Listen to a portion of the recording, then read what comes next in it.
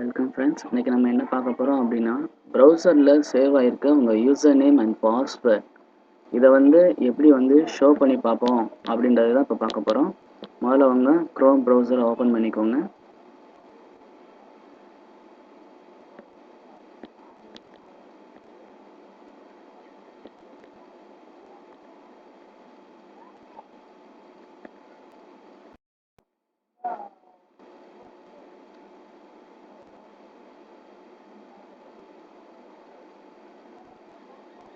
அதில் 3 டாட்டில்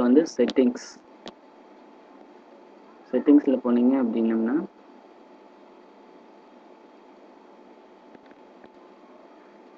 கீழே வாங்க. ஷோ அட்வான்ஸ் செட்டிங்ஸில் போனீங்க அப்படின்னா கீழே பார்த்தீங்க அப்படின்னா மேனேஜ் பாஸ்வேர்டை கிளிக் பண்ணிங்கன்னா ஒரு டயலாக் பாக்ஸ் மாதிரி வரும். இதில் பார்த்துருக்கீங்க அப்படின்னா நீங்கள் என்னென்ன அக்கௌண்ட் வச்சுருக்கீங்களோ அந்த அக்கௌண்ட்டோட யூசர் நேம், பாஸ்வேர்ட்ஸ், அப்புறம் அதோட நேவிகேஷன்ஸ் எல்லாமே இங்கே காட்டும். இது புக்மார்க் லிஸ்ட்டில் இது பண்ணியிருக்கீங்க. இப்போ இந்த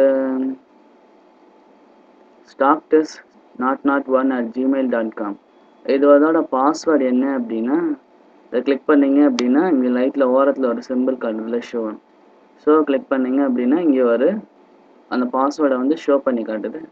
இது அதோட பாஸ்வேர்ட். இதுதான் அதோட பாஸ்வேர்ட். நீங்கள் எது வேணாலும் பார்த்துக்கலாம்.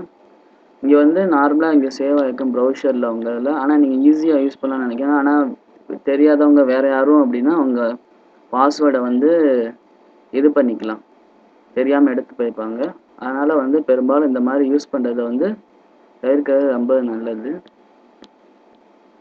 இதை டெலிட்டும் பண்ணிக்கலாம். கிளியர் பண்ணிட்டீங்க, அப்படி ப்ரௌசரை கிளியர் பண்ணிட்டீங்க அப்படின்னா இந்த டேட்டா க்ளோஸ் ஆகிடும். Thank you friends.